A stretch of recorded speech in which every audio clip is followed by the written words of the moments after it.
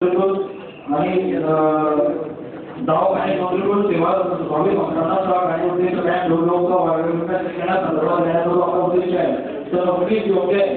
मात्र अशा काही सेवा संस्था असतील जसं आचार्य जाणे वगैरे त्यांना पत्र टाकून आपल्या दवाखान्यामध्ये डायलिसिस सेंटर आणि प्री मॅच्युअर होणारे प्रसूतीचे पालक असतात.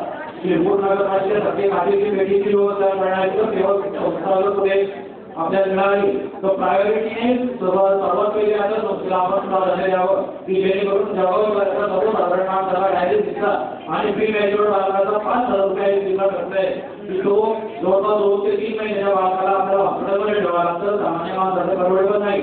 विश्वासनगर परिसरामध्ये अशा प्रकारच्या सुविधा आहेत. तसंच जवळच आपल्या शिरपूर नगरपालिकेमध्ये प्री मॅच्युअर बालकांसाठी ICU सेंटर काटेरी पेटीचा आहे. तर आपण कुठल्याही दवाखान्याला देताना सर्वप्रथम जर आपण राखून ठेवलं त्यांना सांगितलं जबाबदारी आम्ही अशा सेंटरसाठी आमच्या असलेल्या इमारती कारण आपल्या बहुतेक इमारती ह्या मध्यवर्ती भागात आहेत. त्यांचा त्या संस्थेला बहुतेकांना फायदा होणार आहे आणि मिनिमम चार्जेस त्यांनी ह्या सुविधा दिल्या तर आपण महापालिकेकडून नागरिकांना काहीतरी दिले हे सुद्धा काय आपलं जाऊ शकेल. तरी माझी विनंती डायलिसिस सेंटर आणि प्री मॅच्युअर बालकांसाठी पेटी ICU सेंटर सुरू करण्यात यावं ही माझी विनंती.